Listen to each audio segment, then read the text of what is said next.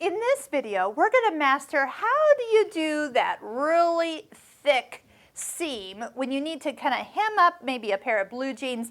You're noticing you end up going through about 9 layers of fabric, and that can sometimes lead to skipping stitches when you go over this, long stitches and short stitches. And I'm going to show you with the multi-purpose tool that comes with the Singer Featherweight C240 sewing machine how this is your solution. But before we do that, I'm going to show you just a little bit of a cheat method for some top stitching.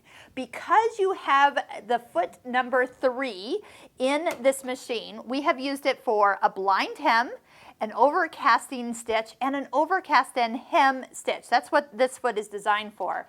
But do you know that you can actually use that little red marker, which is adjustable left or right, and by moving your needle position, let's just do this real quick. I'm gonna let's press the seam, kind of lean it towards the left side. Put this underneath the little red marker right at the edge, and then move the needle position, which on a straight stitch, 0, 0, is just pushing it off to the side a few notches. You don't have to go all the way. I'm going to just do a little bit, and then I'm going to just smooth this open, and this will make the perfect top stitch. And the reason for it is because I have something to watch and be guided by. I'm not just doing this with just my regular foot, because honestly I wouldn't be able to sew this straight. And look how perfect that top stitching is next to that edge. You have to use some type of guide. So being that that's adjustable, you can move it to the left, you can move it to the right, and it is awesome. So let's go back to a center needle position. Easiest way to do that is just remember, touch the same stitch number. So I'm going to just do 0, 0, clears out my needle position. But when we start to stitch with the thicker layers of our hem, one of the tricks is to actually make sure, got my little thread caught here, I'm going to go ahead and get that out, here we go.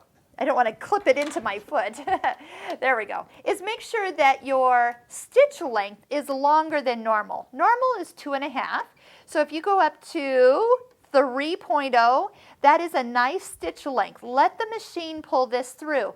Otherwise, sometimes when people push, that's when we break a needle. It's just not ideal when you have to help it through. By lengthening out the stitch length, you can actually let the machine pull it through for you. Okay, so let's do this. Let's hem it once. Let's hem it twice. Now, most people will usually turn this around and stitch from the back side. Do you know that this is not the prettiest stitch back here when we sew this? And that's because your needle has to travel through all these layers and sometimes comes out a little bit to the side and doesn't always give you the prettiest stitch. And that's normal. That's just the fabric being an element in that situation. But if you want it to just look pretty all the time, you want to go ahead and stitch from the top. That is why they call it top stitching. Okay, so we've got our stitch length a little longer. I am going to set the machine to stop with the needle down. You'll see why in a second. So just go ahead, sew your hem. You would have definitely a denim needle on at this time. Maybe even pressing this in place will help keep it nice and even.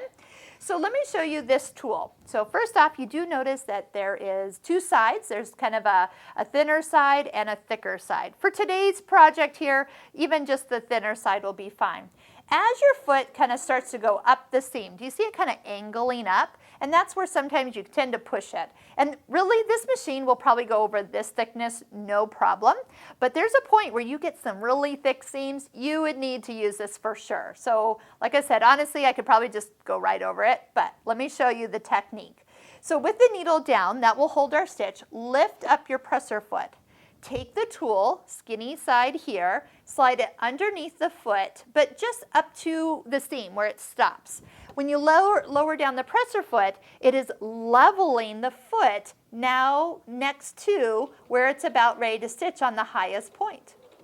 Now you can take the tool, just bring it in front of the toes, and stitch. Now don't go too far because you can stitch into that tool. I have some of my tools I've loaned out to students when we've done this in class, and there's little marks because they've hit it and actually stitched their tool to their fabric. So this machine would do the same. It probably will not break the needle. It will stitch through it. But see here is as you keep it level, the presser foot, as you keep the presser foot level, you will find you have nice even stitches. Needle stopping down, if I tap my little toe on the foot control, meaning tapping the top of my foot control, bring the needle up. And look how even those stitches are as you go over something really, really